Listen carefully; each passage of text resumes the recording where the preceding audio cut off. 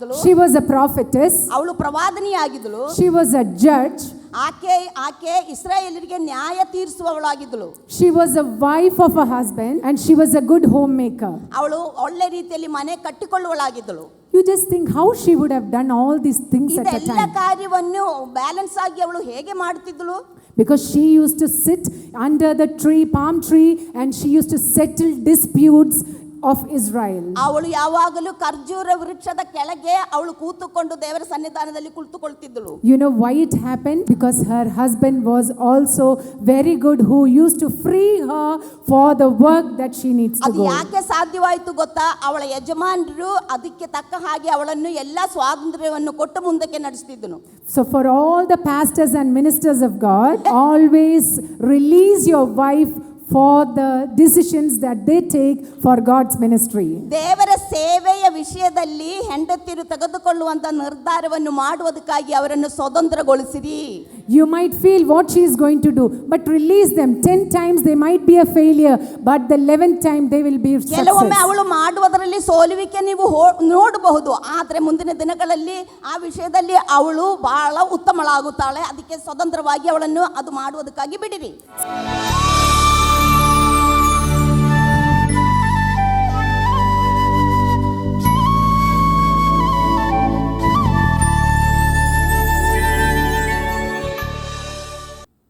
ಜಿನೀರ್ ಅವರು ಪಾಸ್ಟರ್ ಸೈಲಾಸ್ ರವರ ಮಿಸ್ಸಸ್ ಆಗಿದ್ದಾರೆ. ಬಹಳ ಸಮರ್ಪಣೆ ಹೊಂದಿರುವ ವ್ಯಕ್ತಿ. ಅವರ ವಿಷಯದಲ್ಲಿ ಏನೇನು ಹೇಳಬೇಕು ಎಂಬುದನ್ನು ನನಗೆ ಗೊತ್ತಾಗ್ತಾ ಇಲ್ಲ.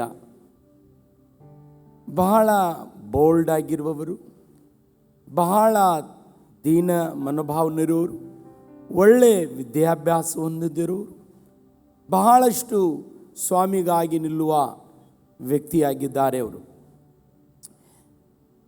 ಒಂದು ಉದಾಹರಣೆ ಹೇಳಿ ನಾನು ನಿಮಗೆ ಒಂದು ಚಿತ್ರ ಗೊತ್ತಾಗ್ತದೆ ಎಂಬುದಾಗಿ. ಒಂದಿನ ಸೈಲಾಸ್ ಇರಲಿಲ್ಲರೆ, ನನಗೆ ರೈಲ್ವೆ ಸ್ಟೇಷನ್ಗೆ ಬಿಡ್ಬೇಕ್ರಿ. ಸೀನಾಗ ಹೇಳಿದೆ, ನನಗೆ ರೈಲ್ವೆ ಸ್ಟೇಷನ್ಗೆ ಹೋಗ್ಬೇಕಮ್ಮ, ಇವಾಗ ನಿನ್ನ ಗಂಡ ಬಂದಿಲ್ಲಲ್ಲ ಅಂತೇಳಿದೆ. ನಾನು ಬಿಡ್ತೇನೆ ರೀ ಪಾಸ್ಟರ್, ಕಾರ್ ಇಲ್ಲ, ದೊಡ್ಡ ಬಸ್ ಐತ್ರಿ, KSRTC ಬಸ್ ತೊಗೊಂಡೇ ಬಿಟ್ಟಲ್ರಿಪ್ಪ. ತೊಗೊಂಡು ಬಿಟ್ಟು ಸಮಯ ಕಮ್ಮಿ ಏನ್ರಿಪ್ಪ, ಬರ್ರ ಅಂತೇಳಿ ಹೊಡೆದೇ ಬಿಟ್ಟಲ್ರಿಪ್ಪ. ಹೊಡೆದು ಅದು ಎಲ್ಲೋ ಸರ್ಕಲ್ ಗಿರ್ಕಲ್ ಬರ್ತಿತ್ತು ನೋಡ್ರಿ, ಲೇಟ್ ಆಗೈತಿ, ಟ್ರೈನ್ ಹೋಗಿಬಿಡ್ತೈತಿ, ಅಲ್ಲೇ ಕೈ ಮಾಡಿಸ್ಕೊಂಡು ಬರ್ರ ಅಂತೇಳಿ ಹೋಗೇ ಬಿಟ್ರು. ನಾನು ಜನರು ನೋಡ್ತಾ ಇಲ್ಲ, ಇವಳಿಗೆ ನೋಡಾಕತ್ತೇನೆ ನಾನು. ಮತ್ತು ಇದು ಯಾರು ಮರ ಇದು ಅವಳಿಗೆ ತಿಳಿಯಾಗತ್ತಿಲ್ಲ. ಅದೊಂದು ಚಲೋ ಆಯಿತು. ಒಂದಿನ ಚರ್ಚ್ನಲ್ಲಿ ಗಿಟಾರ್ ಬಾರಿಸೋನಿಲ್ಲ. ಅವನು ಹೇಳ್ದ ಗಿಟಾರ್ ಬಾರಿಸೋಕ್ಕೆ ಬರೋದಿಲ್ಲ ಅಂಥೇಳಿ. ಇವನು ನನ್ನ ಮಗನಿಗೆ ಫೋನ್ ಮಾಡ್ಯಾಳ, ಗಿಟಾರ್ ಬಾರ್ಸಕ್ಕೆ ಯಾರ್ಯಾರು ಕಳಿಸ್ತಾರೆ. ಅವನು ಹೇಳ್ದ ಯಾರೂ ಇಲ್ಲಂತ. ನನಗೆ ಕಲಿಸಿ ಏನು ನೋಡು ಅಂತ ಹೇಳಿದರು. 8 ದಿನದಲ್ಲಿ ಗಿಟಾರ್ ಕಲತ್ ನೆಕ್ಸ್ಟ್ ಸಂಡೆ ಅರಸಕನ ಸುರು. ಅದಕ್ಕಾಗಿ ದೇವರ ವಾಕ್ಯವನ್ನು ಹಂಚೋದಕ್ಕಿಂತ ಮುಂಚಿತವಾಗಿ ಸಾಬು ಪಾಸ್ಟರ್ ಅವರು ಅವ್ರಿಗೋಸ್ಕರ ಪ್ರಾರ್ಥನೆ ಮಾಡಿ, ಏನಾದರೂ ಅವ್ರ ಹೃದಯದಲ್ಲಿ ಇರೋದಾದರೆ ಅವ್ರಿಗೆ ನಾನು ಸ್ವಲ್ಪ ಮಾತಾಡ್ರಿಪ್ಪ ಅಂತ ಹೇಳ್ತಾ ಇದ್ದೆ. ಅವ್ರು ಹೇಳ್ತಾಯಿದ್ರು ನೋ ಅಂತೇಳಿ. ಆದರೆ ಏನಾದರೂ ಇರೋದಾದರೆ ಅದು ಹೇಳ್ತಾರೆ. ಅದಾದಮೇಲೆ ಅವ್ರಿಗೆ ದೇವರ ವಾಕ್ಯವನ್ನು ಹಂಚುವುದಕ್ಕಾಗಿ ನಾವು ಕರೀತಾ ಇದ್ದೇವೆ. ನಿಮಗೆ ಗೊತ್ತಾ, ಅದು ಇಂಗ್ಲೀಷ್ದಿಂದ ಕನ್ನಡದಲ್ಲಿ ಯಾರು ಟ್ರಾನ್ಸ್ಲೇಷನ್ ಮಾಡೋಕ್ಕೆ ಹೋಗ್ತಾ ಇದ್ದಂತೇಳಿ? ಯಾರು? ನನ್ನ ಸ್ವಂತ ಹೆಂಡತಿನ. Hallelujah hallelujah. ഒരുപാട് സന്തോഷമുണ്ട് ഇന്ന് ഈ മീറ്റിങ്ങിൽ സംബന്ധിക്കുന്നതിൽ. ಈ ಮೀಟಿಂಗ್ದಲ್ಲಿ ಬರುವುದರಲ್ಲಿ ನನಗೆ ಬಹಳ ಸಂತೋಷ ಇದೆ ಕಣ್ರೆ. അനുഗ്രഹിക്കപ്പെട്ട ഒരു ദൈവദാസനെയാണ് കർണാടക സ്റ്റേറ്റിന് ലീഡറായിട്ട് ഞങ്ങൾക്ക് ലഭിച്ചിരിക്കുന്നത്. ಒಂದು ಒಳ್ಳೆಯ ದೇವರ ಸೇವಕರನ್ನು ದೇವರು ನಮಗೆ ಕರ್ನಾಟಕ ಸ್ಟೇಟಿಗೆ ಕೊಟ್ಟಿದ್ದಾನೆ. ಅದಕ್ಕಾಗಿ ದೇವರಿಗೆ ನಾನು ಸ್ತೋತ್ರ ಮಾಡುವನಾಗಿದ್ದೇನೆ. എങ്ങനെ നമ്മെ ചിരിപ്പിക്കണമെന്ന് അദ്ദേഹത്തിന് അറിയാം. ಹೇಗೆ ನಗಿಸ್ಬೇಕಂತ ಹೇಳಿ ಅವ್ರಿಗೆ ಗೊತ್ತೈತ್ರಿ. എങ്ങനെ കരയിപ്പിക്കണമെന്നും തനിക്കറിയാം. ಹೇಗೆ ಅಳಿಸ್ಬೇಕು ಎಂಬುದಾಗಿ ಗೊತ್ತು. എങ്ങനെ നമ്മളെ ഉത്സാഹിപ്പിക്കണമെന്നും തനിക്കറിയാം. ಹೇಗೆ പ്രോത്സാഹിಸಬೇಕು ಎಂಬುದನ್ನು ಗೊತ್ತು. ഞങ്ങൾക്ക് ഒത്തിരി അഭിമാനമുണ്ട് ഈ അനുഗ്രഹിക്കപ്പെട്ട ദൈവപ്രവർത്തനം ഞങ്ങളുടെ ലീഡറായിട്ട് ലഭിച്ചത്. ನಮಗೆ ಒಂದು ಲೀಡರ್ ಆಗಿ ದೇವರು ಕೊಟ್ಟಿದ್ದಕ್ಕಾಗಿ ನಮಗೆ ಅಭಿಮಾನ ಇದೆ ಎಂಬುದಾಗಿ ಹೇಳ್ತಾರೆ. ഈ മീറ്റിംഗ് കഴിഞ്ഞ് ഞങ്ങളുടെ പ്രവർത്തന സ്ഥലങ്ങളിലേക്ക് മടങ്ങുകയാണ്. ಈ ಮೀಟಿಂಗ್ ಆದ ನಂತರ ನಮ್ಮ ಸ್ಥಳಗಳಿಗೆ ತಿರುಗಿ ಹೋಗ್ತಾ ಇದ್ದೇವೆ. കഴിഞ്ഞ ദിവസം മീറ്റിംഗ് നടന്ന സ്ഥലങ്ങളിലെല്ലാം ഞാൻ പറഞ്ഞു, പഴയതൊന്നും ഇനി നമുക്ക് ചർച്ച ചെയ്യാൻ നേരമില്ല, സമയമില്ല. ನಾನು ಕಳೆದ ದಿನ ಮೀಟಿಂಗ್ದಲ್ಲಿ ಹೇಳಿದೆ, ಗತಿಸಿ ಹೋಗಿರುವ ಹಳೇದಾಗಿರುವ ಕಾರ್ಯಗಳನ್ನು ಮಾತನಾಡುವುದಕ್ಕಾಗಿ ನಮ್ಮ ಹತ್ರ ಸಮಯ ಇಲ್ಲ. ಯೆಶಾಯ ಪ್ರವಚನത്തിൽ നാം ഇങ്ങനെ വായിക്കുന്നുണ്ട്, ಯೆಶಾಯ ಪ್ರವಾದನ ಗ್ರಂಥದಲ್ಲಿ ಹೀಗೆ ನಾವು ಓದುತ್ತೇವೆ, മുൻപുള്ളവയെ നിങ്ങൾ ഓർക്കേണ്ട. ಹಳೇದು ಯಾವುದು ನೆನಪು ಮಾಡಕ್ ಹೋಗ್ಬೇಡ್ರಿ. പണ്ടുള്ളവയെ കുറിച്ച് നിങ്ങൾ ചിന്തിക്കേണ്ട. ಕಳೆದು ಹೋಗಿದ್ದು ಯಾವುದು ಚಿಂತಿಸುವುದಕ್ಕಾಗಿ ಹೋಗಬಾರದು. ഇതാ ഞാൻ പുതിയതൊന്ന് ചെയ്യുന്നു. ಈಗೋ ನಾನು ಹೊಸದೇನಾದ್ರೂ ಮಾಡುವುದಕ್ಕಾಗಿ ಹೋಗುತ್ತಿದ್ದೇನೆ.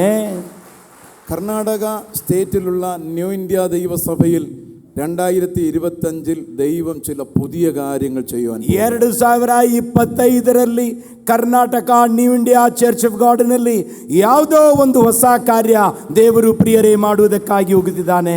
ഒടുവിലായി എനിക്ക് ഒരു കാര്യം കൂടെ ദൈവമക്കളോട് ಕೊನೆಯದಾಗಿ ದೇವರ ಮಕ್ಕಳಾಗಿರುವ ನಿಮ್ಮೊಂದಿಗೆ ಮಾತನಾಡಬೇಕಾಗಿರುವ ಒಂದು ಕಾರ್ಯ ನನಗುಂಟು. ഒരു കഥ ഞാൻ നിങ്ങളോട് പറയട്ടെ. ಒಂದು ಕಥೆ ಹೇಳ್ತೇನ್ರಿ. ഒരു അമ്മയും മകനും ഒരു ഷോപ്പിൽ പോയി. ಒಂದು ತಾಯಿ ಮತ್ತು ಮಗ ಒಂದು ಅಂಗಡಿಗೆ ಹೋದ್ರೆ, ഷോപ്പിൽ പോയി അവരുടെ ഷോപ്പിങ്ങിന് ശേഷം ಆ ಅಂಗಡಿಗೆ ಹೋದ ತಕ್ಷಣನೇ ಶಾಪಿಂಗ್ ಮುಗಿದ ಮೇಲೆ ഒരു ബേക്കറിയിൽ അവർ ചെന്നു. ಬೇಕರಿಯಲ್ಲಿ ಹೋಗ್ತಾ ಇದ್ದಾರೆ. ಅದಾದ್ಮೇಲೆ ആ കുഞ്ഞിൻ്റെ കയ്യിൽ അമ്മ ₹1 കൊടുത്തു, നിനക്കിഷ്ടമുള്ളത് ആ ബേക്കറിയിൽ നിന്ന് വാങ്ങിക്കുക. ಆ ತಾಯಿ ₹1 ಮಗುಗೆ ಕೊಟ್ಟು ಬೇಕರಿಗೆ ಏನೇನು ಬೇಕು ನಿನಗೆ ತಗೊಳ್ಳು ಅಂತ ಹೇಳಿದ್ರು.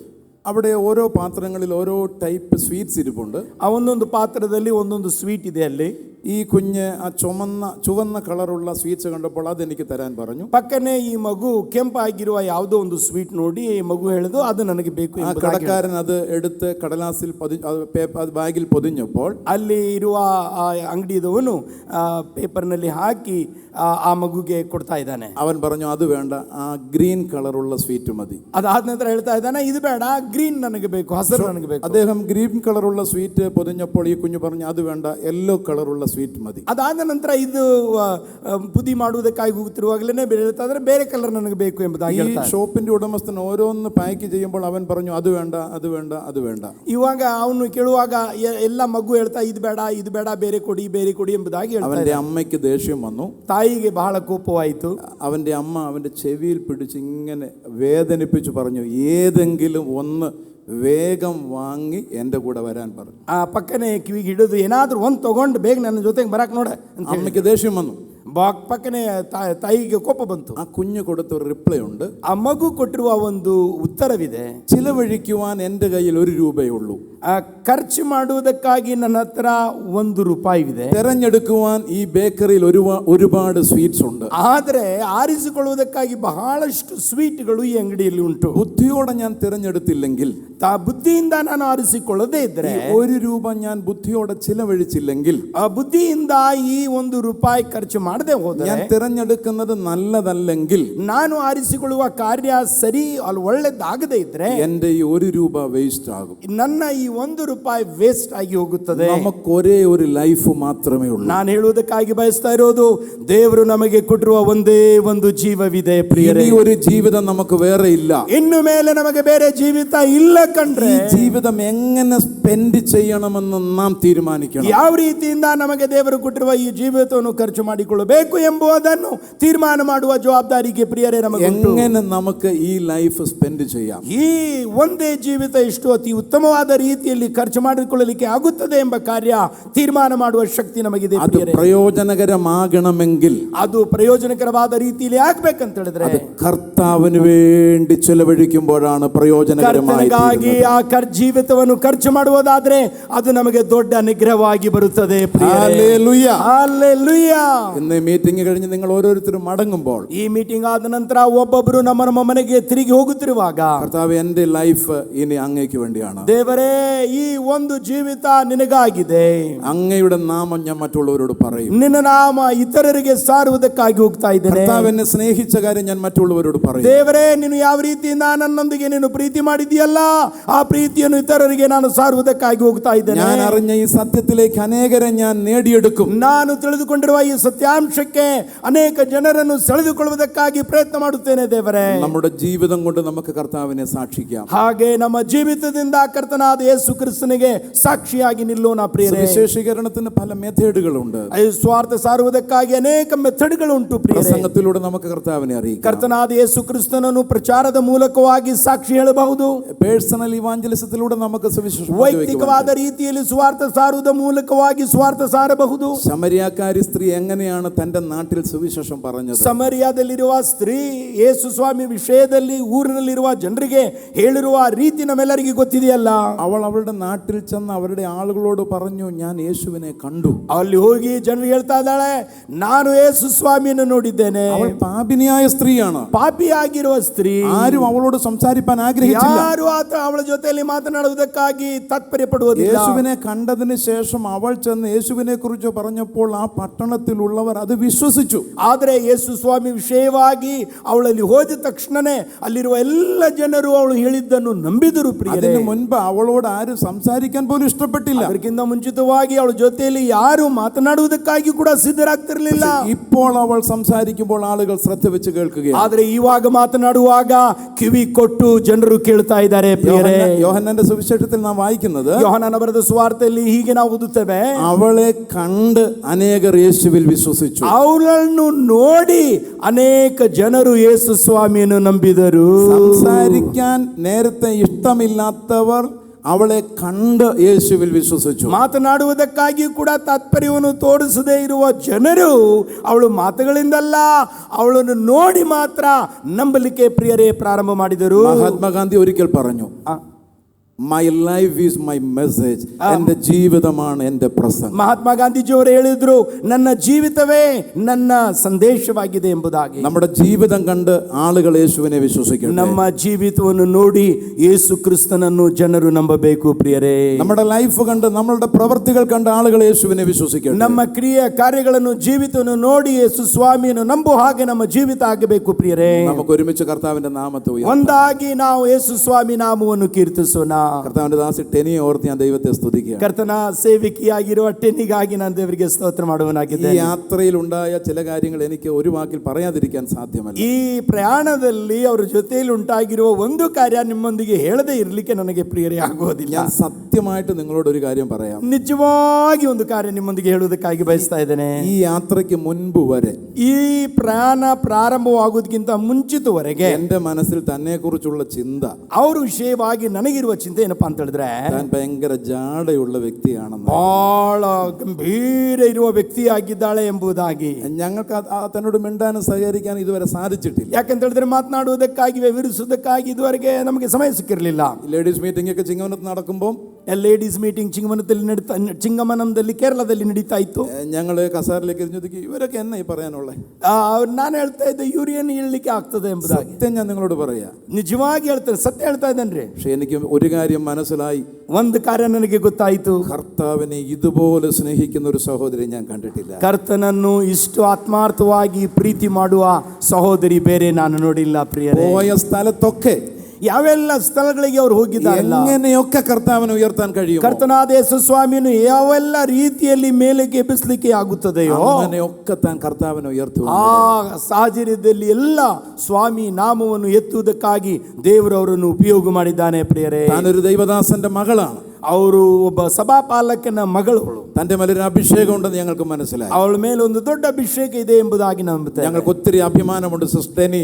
ഞങ്ങൾ കർത്താവിന് നന്ദിയോടെ ഞങ്ങൾക്ക് നിങ്ങളെപ്പോലെ ഒരു ലീഡർ ലഭിച്ചതിൽ കർത്താവിന് നന്ദി പറയുക. ಒಂದು ಒಳ್ಳೆ ಲೀಡರ್ ದೇವರು ನಮಗೆ ಪಾಲಿಸಿದ್ದಕ್ಕಾಗಿ ನಾವು ಅಭಿಮಾನಿಗಳಾಗಿದ್ದೇವೆ ಪ್ರಿಯರೇ. കർത്താവിന്റെ ദാസന് തക്ക തുണയായി നിൽക്കുവാൻ കർത്താവിന്റെ ദാസ്യതയും തെരഞ്ഞെടുത്തത് ഓർത്ത് ഞാൻ ദൈവത്തെ ಸರಿಯಾದ ಪಾರ್ಟ್ನರ್ ಆಗಿ ದೇವರ ಸೇವಕರಿಗೆ ಸೇವಕಿಯಾಗಿ ಬರುವುದಕ್ಕಾಗಿ ದೇವರು ಸಹಾಯ ಮಾಡಿದ್ದಕ್ಕಾಗಿ ನಾನು ದೇವರಿಗೆ ഞങ്ങളുടെ ആത്മാർത്ഥമായ പ്രാർത്ഥന നിങ്ങൾക്കുണ്ടായിരിക്കും. ನಮ್ಮ ಆತ್ಮಾರ್ಥವಾದ ಪ್ರಾರ್ಥನಾ ಪ್ರಿಯರೇ ನಿಮ್ಮೊಂದಿಗೆ ಇದೆ.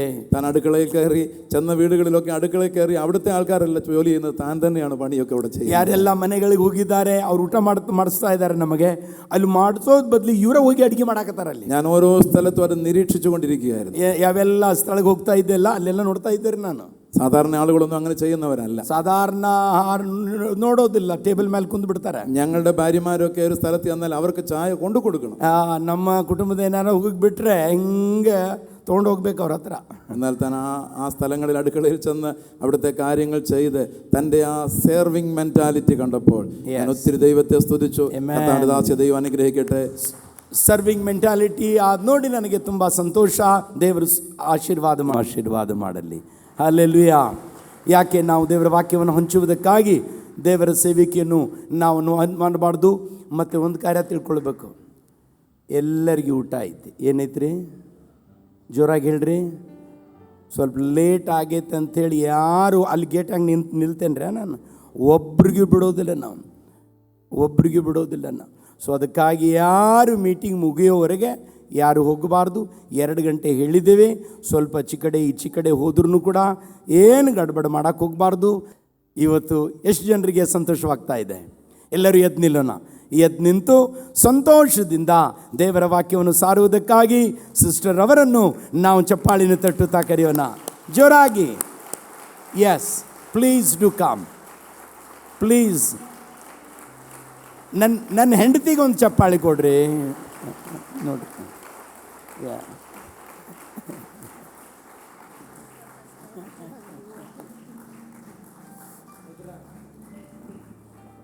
All of you be seated. Praise the Lord. Hallelujah. Okay, we bring greetings from Chennai to all the ministers of the Lord in Belgaum City Church. Belgaum ಸಿಟಿದಲ್ಲಿ ದೇವರ ಸೇವೆ ಮಾಡುವಂಥ ಎಲ್ಲ ಸೇವಕರಿಗೂ ಚೆನ್ನೈದಿಂದ ದೇವರ ಯೇಸು ಸ್ವಾಮಿ ಹೆಸರಿನಲ್ಲಿ ಪ್ರೀತಿಯ ವಂದನೆಗಳನ್ನು ತಿಳಿಸುವವಳಾಗಿದ್ದೇನೆ. So whatever the comments have been told here by Pastor Mullaji, pastor Mulla ಅವರು ಹೇಳಿರುವ ಹಾಗೆ I was opposite to that when I was small. ನಾನು ಚಿಕ್ಕವಳಾಗಿರುವಾಗ ಪಾಸ್ಟರ್ ಮುಲ್ಲಾ ಅವರು ಹೇಳಿರುವ ಕಾರ್ಯಗಳಿಗೆ ವಿರುದ್ಧವಾಗಿ ಅದರ ಆಪೋಸಿಟ್ ಆಗಿದ್ದರು. I was a very shy person. I was a timid person. I was really fearful to stand on the stage.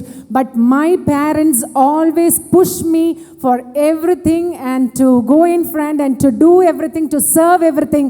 That's what. And then later part, I got into the hands of a very good, loving husband who always strengthened me to what I am today.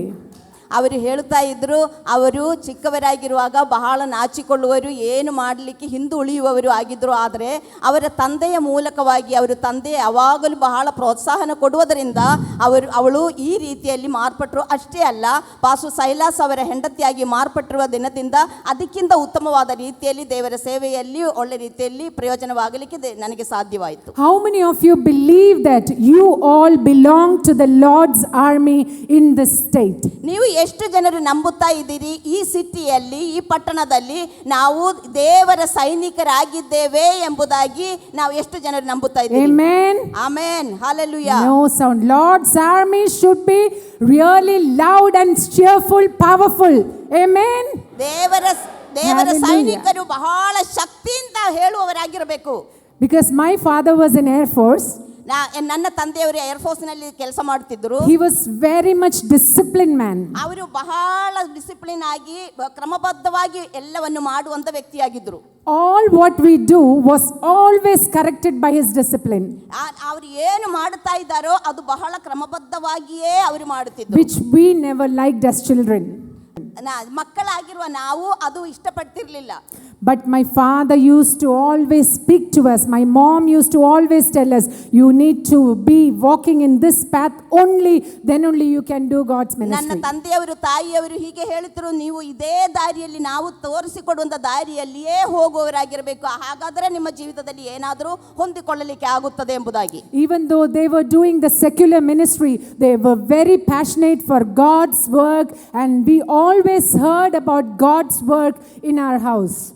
ಲೌಕಿಕವಾದ ರೀತಿಯಲ್ಲಿ ದೇವರ ಸೇವೆ ಎಲ್ಲ ಅವರು ಮಾಡುತ್ತಿದ್ದಂದು, ಆದರೆ ಲೌಕಿಕವಾದ ರೀತಿಯಲ್ಲಿ ಅವರು ಕೆಲಸ ಮಾಡುತ್ತಿರುವುದಾದರೂ ದೇವರ ಮಕ್ಕಳಿಗೆ ಅನುಸಾರವಾಗಿರುವ ರೀತಿಯಲ್ಲಿಯೇ ಬಹಳ ಕ್ರಮಬದ್ಧವಾಗಿ ಅವರು ಎಲ್ಲವನ್ನು ಮಾಡುತ್ತಿದ್ದರು. When we came over here, one thing I liked about this place, ನಾವು ಇಲ್ಲಿ ಬಂದಾಗ ಈ ಸ್ಥಳದಲ್ಲಿ ನಾನು ನೋಡಿರುವ ಒಂದು ಕಾರ್ಯ ನನಗೆ ಬಹಳ ಇಷ್ಟವಾಯಿತು. we have very peaceful and very, we were being this atmosphere was calling us out to stay in this place.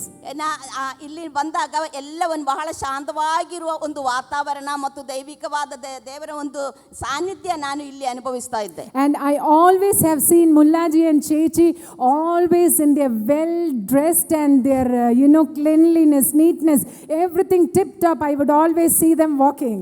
ಮತ್ತು ಪಾಸ್ಟರ್ ಮುಲ್ಲಾಜಿ ಮತ್ತು ಅವರ ಮಿಸಸ್ ಹೆಂಡತಿಯವರು ಯಾವಾಗಲೂ ಒಳ್ಳೆ ರೀತಿಯಲ್ಲಿ ಬಟ್ಟೆ ಹಾಕಿಕೊಂಡು ಹೀಗೆ ನಡೆಯೋದು ನಾನು ನೋಡ್ತಾ ಇದ್ದೆ. I am the opposite of that. ನಾನು ಅದಕ್ಕೆ ವಿರುದ್ಧವಾಗಿದ್ದಾರೆ. My husband is very much, disciplined man. ಅವರು ನನ್ನ ಯಜಮಾನರವರು ಬಹಳ ಡಿಸಿಪ್ಲಿನ್ ಆಗಿದ್ದಾರೆ. Anywhere I want to go, I will, just go out like that. ನಾನು ಎಲ್ಲಿಯಾದರೂ ಹೊರಗಡೆ ಹೋಗಬೇಕಾದ್ರೆ ಯಾವ ರೀತಿಯಲ್ಲಿ ನಿಂತಿದೆಯೋ ಅದರಂತೆ ನಾನು ಹೋಗುತ್ತಿದ್ದೆ. But when I came here and saw them again, God was reminding me to change myself to a different pattern. ನಾನು ಇಲ್ಲಿ ಬಂದು ಇದೆಲ್ಲ ನೋಡಿದಾಗ ನನ್ನೊಳಗೆ ದೇವರ ಪವಿತ್ರಾತ್ಮ ನನಗೆ ಪ್ರೇರಣೆ ಕೊಡ್ತಾ ಇದೆ, ನಾನು ಕೂಡ ಈ ರೀತಿಯಲ್ಲಿ ಬದಲಾಗಬೇಕೆಂಬುದಾಗಿ. So whenever we go somewhere, when we are exposed to one place, always learn certain things from there that will be helpful for your ministry in the coming days. ಬರುವ ದಿನಗಳಲ್ಲಿ ನಾವು ಎಲ್ಲಿಯಾದರೂ ಹೋಗೋದಾದರೆ ಅಲ್ಲಿಂದ ಒಳ್ಳೆ ಒಳ್ಳೆ ಪಾಠಗಳು ನಾವು ಕಲಿಯೋದಾದರೆ ನಮ್ಮ ಮುಂದಿನ ಸೇವೆಗೆ ಅದು ಬಹಳ ಪ್ರಯೋಜನವಾಗುತ್ತದೆ. So in Lord's army, we need to have certain departments in this place. ನಾವು ದೇವರ ಸೈನಿಕರಾಗಿರುವಾಗ ನಾವು ಸೇವೆ ಮಾಡುವಂಥ ಕ್ಷೇತ್ರಗಳಲ್ಲಿ ವಿವಿಧ ರೀತಿಯಲ್ಲಿ ಪಂಗಡಗಳಿದೆ. Your ability is different, your gift is different, and the position that you are is different. ನಾವು ವಹಿಸಿಕೊಳ್ಳುವಂತ ಸ್ಥಾನ ವ್ಯತ್ಯಾಸವಿದೆ, ನಮಗೆ ಕೊಡಲ್ಪಟ್ಟಿರುವ ತಲಾಂತಗಳು ವ್ಯತ್ಯಾಸವಿದೆ, ನಾವು ಮಾಡುವಂತ ಕಾರ್ಯಗಳೆಲ್ಲ ಬೇರೆ ಬೇರೆ ಕಾರ್ಯಗಳಾಗಿದ್ದೇವೆ. If you are a soldier, ನಾವು ಒಬ್ಬ ಸೈನಿಕನಾಗಿರುವುದಾದರೆ you will have your authorities above you. ನಮ್ಮ ಮೇಲೆ ಅಧಿಕಾರಿಗಳಿದ್ದಾರೆ. So you are responsible to obey whatever they speak to you. ನಮ್ಮ ಜವಾಬ್ದಾರಿಗೆ ನಮ್ಮ ಮೇಲೆ ಇರುವ ಅಧಿಕಾರಿಗಳು ಏನು ಹೇಳುತ್ತಾ ಇದ್ದಾರೋ ಅದು ಮಾಡಬೇಕೆಂಬುದಾಗಿರುವುದೇ. Your character might be different. ನಮ್ಮ ಸ್ವಭಾವ ವ್ಯತ್ಯಾಸ ಆಗಿರಬಹುದು. You might be an angry person. ನಾವು ಸಿಟ್ಟು ಬಹಳ ಕೋಪ ಇರುವ ವ್ಯಕ್ತಿ You ಆಗಿರಬಹುದು. might be like a calm person. ನಾವು ಬಹಳ ಶಾಂತ ಗುಣ ಇರುವ ವ್ಯಕ್ತಿ ಆಗಬಹುದು. But whatever the department head says, you will have to listen to ನಮ್ಮ it. ಡಿಪಾರ್ಟ್ಮೆಂಟ್ ಅಧಿಕಾರಿಗಳು ಏನು ಹೇಳುತ್ತಾ ಇದ್ದಾರೋ ಅದು ಮಾಡುವಂತ ಜವಾಬ್ದಾರಿಗೆ ನಮ್ಮದಾಗಿದೆ. And you need to have a moldings for your character. ನಮ್ಮ ಸ್ವಭಾವವನ್ನು ನಾವೇ ಬದಲಾಯಿಸಿಕೊಳ್ಳಬೇಕಾಗಿರುತ್ತದೆ. At the same time, you will be having so much of abilities or gifts that has been given to you. ನಮ್ಮ ಜೀವಿತದಲ್ಲಿ ಅನೇಕ ತಲಾಂತಗಳು ಸಾಮರ್ಥ್ಯವನ್ನು ನಮಗೆ ಕೊಡಲ್ಪಟ್ಟಿರಬಹುದು. So when all these three things are abled and used properly, then only you can serve an army. ನಮಗೆ ಕೊಟ್ಟಿರುವ ಆ ತಲಾಂತಗಳು ಗುಣಗಳ ಎಲ್ಲವನ್ನು ಒಳ್ಳೆ ರೀತಿಯಲ್ಲಿ ನಾವು ಉಪಯೋಗಿಸೋದಾದರೆ ನಾವು ದೇವರಿಗಾಗಿ ಒಳ್ಳೆ ರೀತಿಯಲ್ಲಿ ಪ್ರಯೋಜನ ಪಡಲಿಕ್ಕೆ ಆಗುತ್ತದೆ. If you are in a good position, ನಾವು ಒಳ್ಳೆ ಒಂದು ಸ್ಥಾನದಲ್ಲಿ ಒಂದು ಹಂತದಲ್ಲಿ ಇರೋದಾದ್ರೆ, your character is not good, ನಮ್ಮ ಸ್ವಭಾವ ಚೆನ್ನಾಗಿಲ್ಲದಿದ್ರೆ that whole department will be troubled and disturbed. ನಾವು ಕೆಲಸ ಮಾಡುವಂತ ಆ ಕ್ಷೇತ್ರದಲ್ಲಿ ಎಲ್ಲರಿಗೂ ಅದು ಎಫೆಕ್ಟ್ ಆಗ್ತದೆ, ಅದು ನಮಗೂ ಎಫೆಕ್ಟ್ ಆಗ್ತದೆ. So what we need to do is, ನಾವು ಏನು ಮಾಡಬೇಕಂದ್ರೆ we need to do all these three things in submission to the Lord, and we need to serve the Lord. ನಮಗೆ ಕೊಟ್ಟಿರುವ ಈ ಮೂರು ಕಾರ್ಯಗಳು ದೇವರ ಹಸ್ತಕ್ಕೆ ಸಂಪೂರ್ಣವಾಗಿ ಸಮರ್ಪಿಸಿ ಕೊಡಬೇಕು. When I came over here, ನಾನು ಇಲ್ಲಿ ಬಂದಾಗ God spoke to me about a calamity, sudden calamity that's happening over here. ನಾನು ಇಲ್ಲಿ ಬಂದಾಗ ಯೇಸು ಸ್ವಾಮಿ ದೇವರು 7 ಕಾರ್ಯಗಳು ಅನುಭವಿಸುವಂತ ಈಗ ಕಷ್ಟಗಳು ಅನರ್ಥಗಳು 7 ಅನರ್ಥಗಳ ಕುರಿತಾಗಿ ದೇವರು ನನ್ನ ಜೊತೆ ಮಾತಾಡಿದನು. So God told me that it is going to disturb certain families, and it is going to bring a harm upon the church and the people over here. ಕೆಲವು ಕುಟುಂಬಗಳಲ್ಲಿ ನಡೆದಿರುವ ಘಟನೆಗಳ ಮೂಲಕವಾಗಿ ಅನರ್ಥಗಳ ಮೂಲಕವಾಗಿ ಅದು ಸಭೆಗೆ ಎಫೆಕ್ಟ್ ಆಗುತ್ತಾ ಇದೆ ಎಂಬುದಾಗಿ ನನಗೆ ದೇವರ ಪವಿತ್ರಾತ್ಮನು ಹೇಳಿದನು. So God wants you to be alert for what is going to happen. ನಮ್ಮ ಜೀವಿತದಲ್ಲಿ ಏನು ನಡೆಯುತ್ತಾ ಇದೆಯೋ ಅದರಲ್ಲಿ ನಾವು ಬಹಳ ಜಾಗೃತೆ ಇರುವವರಾಗಿರಬೇಕು. So if tsunami happens, ಈಗ tsunami ನಡೀತಲ್ರಿ, if it's the first time happening, ಅದು ಮೊದಲನೇ ಸಲ ನಡೆದಾಗ we don't know how it is going to happen and how we should protect ourselves. ನಮ್ಮನ್ನು ಯಾವ ರೀತಿಯಲ್ಲಿ ಅದರಿಂದ ಸುನಾಮಿದಿಂದ ನಾವು ಸಂರಕ್ಷಿಸಿಕೊಳ್ಳಬೇಕೆಂಬುದಾಗಿ ಮೊದಲನೇ ಸಲ ನಡೆದದರಿಂದ ನಮಗೆ ಗೊತ್ತಿರಲಿಲ್ಲ.